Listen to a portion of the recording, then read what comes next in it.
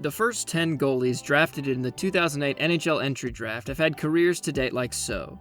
Chet Pickard and Tom McCollum were first-round busts, followed by Florida and St. Louis striking gold with Jacob Markstrom and Jake Allen, but the other second-rounders never made it. And then a bright spot in the third-rounder Michael Hutchinson, and then we got another 2 late third-round no-shows, until we got the most successful goalie of the 2008 draft, Braden Holtby.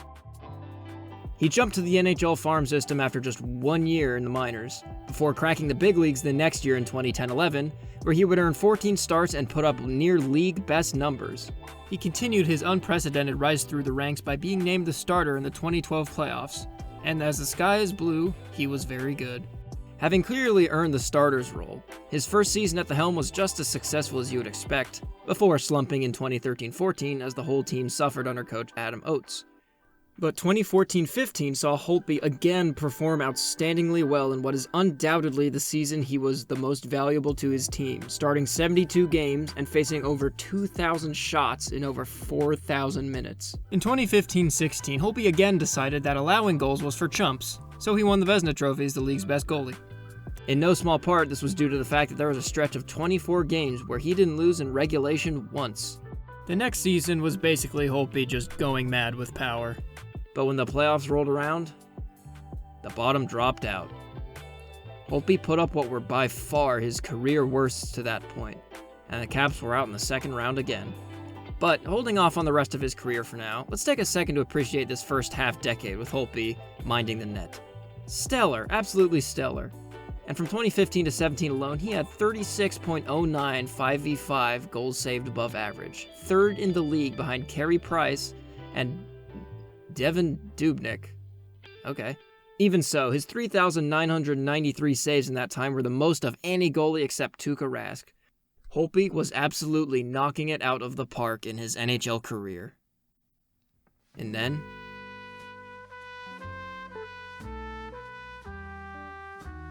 whatever happened that cratered Holtby's play in the 2017 playoffs, it continued into the 2018 season, where he put up a paltry .907 save percentage and a GAA that ballooned to 2.99. His play was so rough that he didn't even start the playoffs. However, when he did, he would somehow recover for a .922 save percentage and a .216 GAA en route to a Stanley Cup. Hockey is so weird. So after taking the reins again in the playoffs and leading a cup-winning team, he would find his lights-out form again, right? He would not.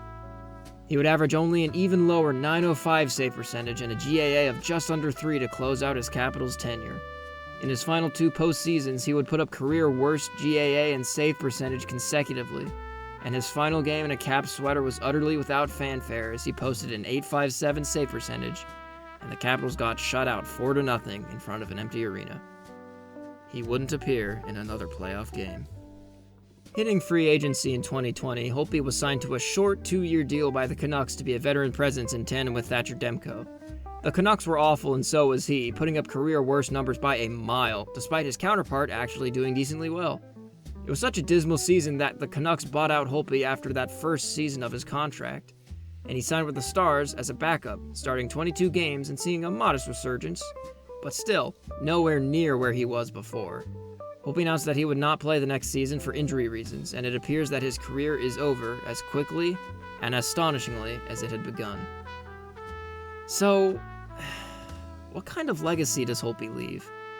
He's been through the highest highs and the lowest lows, more so than most goalies. He's been at the summit, and he's been at rock bottom. And he's been at both consistently. Most Capitals fans will assert that Braden Holtby was an elite goalie, save for a season or two, and the best goalie the Capitals franchise has ever had. I believe 2 things can be true at once. First, he was the biggest Caps draft steal ever. Second, he was a huge part of the 2018 Cup run. And also, he's just a great dude. I hope to meet him one day. But we have to separate the stud from the stats. Second, Braden Holtby is not elite. He's not bad. He's not even average. He's all 3. Statistically, Braden Holtby is an enigma the likes of which the NHL has almost never seen. Now, before you start throwing full wine bottles at your computer screen, allow me to explain. This analysis will use abbreviations like GSAA and HD. The former stands for goals saved above average and is essentially a metric that calculates how many goals a goalie saved or allowed when compared to the league average when facing the same amount of shots.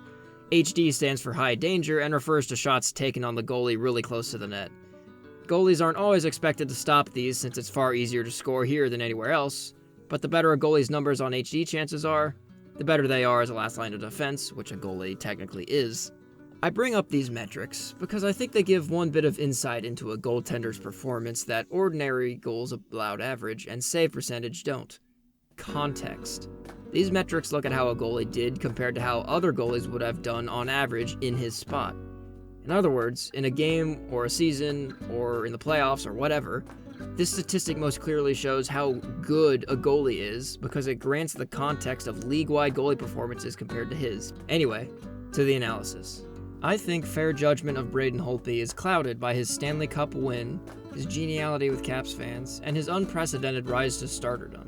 I intend to look at his career a bit more objectively. I say Braden Holtby is not simply an elite goaltender because he was neither consistently top-ranked in the metrics I mentioned above outside of only a few seasons, and nor did he do so despite how well or poorly the defense played in front of him. Speaking of sentimentality surrounding Holtby's legacy, those who say Holtby is and always was elite often come forward with the argument that his numbers only fell off in the latter part of his career because the defenses in front of him were so bad. This was especially potent in Capitals' discourse during the 2020 season when his contract was expiring and his numbers were at an all-time low. As I've explained, such a reason is why a context-less statistic like goals allowed average or save percentage would drop, but not ones that account for it like goals saved above average, high dangers, goals saved above average, or high danger save percentage would. Each of these contextful stats align really well with Holtby's meteoric decline in play. Perhaps too well. And this is the enigma. This graph is everything I believe to be true about Braden Holtby. This is Holtby's goals saved above average and high danger goals saved above average rankings among starting goalies versus the Capitals' defense ranking along the corresponding metrics of scoring chances against and high danger chances against. Let me tell you right now, the closeness by which Holtby and the defense follow each other is unheard of. If you look at every other starting goalie that played during the same years Holtby did, you can see that some goalies hover around their ceiling with one or two exceptional or terrible seasons, and others just hop all over the place. Either way, it's totally independent of how good or bad the team defense was, but not Holtby. The years the defense was good, Holtby was the best. The years Holtby's play plummeted, regardless of whether it was on Washington or Vancouver or Dallas, the defenses plummeted too. He outplayed even a great defense and sunk them further when they were bad. Braden Jesus Holtby has no ceiling to hover around and no floor. The entire graph is his oyster, and where the defense goes, he goes, to a degree that is unparalleled. The cumulative average distance between his ranking and his team defense ranking? 1.35. Basically nothing separated the Holt beast from his Holt comrades. There are only two goalies that, in the decade Holtby was a regular in the league, stay at the top of the rankings without fail: Corey Crawford and the King, Henrik Lundqvist. These two goalies were consistently top tier in multiple categories despite their defenses often hanging them out to dry. Along with Carey Price, these are the best goalies of the 2010s. I hope they got a lot of stick taps. Yet Crawford never won a Vezina and only finished top 5 in voting once, and Lundqvist only won one despite finishing top 5 in voting 7 times and never winning a cup. Legitimately, that is a tragedy. For further context, here's Holtby's career goals saved above expected, which takes into account the danger level of shots he faced. Anything above about a 7 means that you're probably going to finish in the top 10. Yet he was only there for 3 years, 2016, 2017, and 2019. Yeah, somehow that is 6th best in the league, whatever. Lundqvist and Crawford would finish in the top 10 and top 5 more consistently than Holtby did in the back half of their careers. Good grief. In addition to those two, here are the other goalies that were more consistently elite than Holtby. I don't really hear these guys get the same kind of praise, but they probably deserve even better praise. Furthermore, Holtby would finish sub-20th in goals saved above expected 4 times, while the other two only did once between them. Holtby just doesn't stack up to what elite truly means in the era that he played in. Running it back to the 2020 discourse that Holtby is truly an elite goaltender, just playing behind poor defenses, it's true that during that time, only 2 teams even came close to letting through as many dangerous shots as the Capitals did, the Rangers and the Blackhawks. So those goalies must have struggled too, right? Well, guess who the Hawks and Rangers goalies were? Henrik Lundqvist and Corey Crawford. The sentiment of he's a great goalie playing behind a bad defense applies to these 2 goalies and these 2 alone. If this section teaches you anything, make it this. Goalie play is independent of that of the defense. We can even look within the team. The year Holtby's numbers started to drop in 2018, his goals saved above average was underwater, but behind the same defense, Grubauer's was a masterful 11.27 goals saved above average as a backup. For the record, the 2018 Cup run was only middle of the pack in the decade of Cup winning runs for goalies, and it wasn't even the best goalie performance among the finalists that year. And outside of the 2018 playoffs to end his Capitals career, Holtby was bad, and he was bad in Vancouver. When news broke that he was going to sign in Dallas, where the defense was average to above average, I predicted that Holtby's trend of performing exactly how the defense does would continue. And it did. And fortunately, he was able to end his career on somewhat of a high note, putting up a respectable performance on a respectable team, and even getting voted the distinction of best save of the season, and he deserved it. It was a phenomenal save. All of this being said, I don't mean to make it seem like I'm just here to rag on Holtby, or to say that he doesn't deserve praise.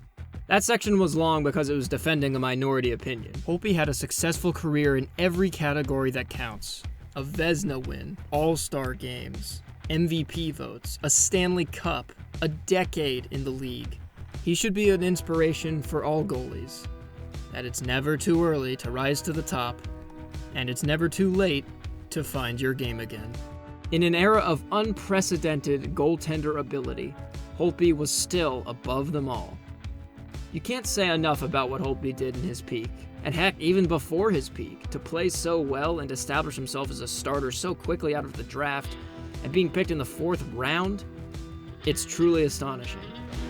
In 501 starts, Braden Holtby had a record of 299 wins, 143 losses, and 50 overtime losses, with a .915 save percentage and a goals allowed average of 2.59. Braden Holtby is not simply an elite goaltender. He's definitely not a bad goaltender, and he's not an average goaltender. At various points in his illustrious and popular career, he was all 3. But most importantly of all, and I'm sure he would rather have this trait than any others, he is a champion. And he brought so much joy to Washington Capitals fans everywhere. And that's what more than most every other goalie in the game can say.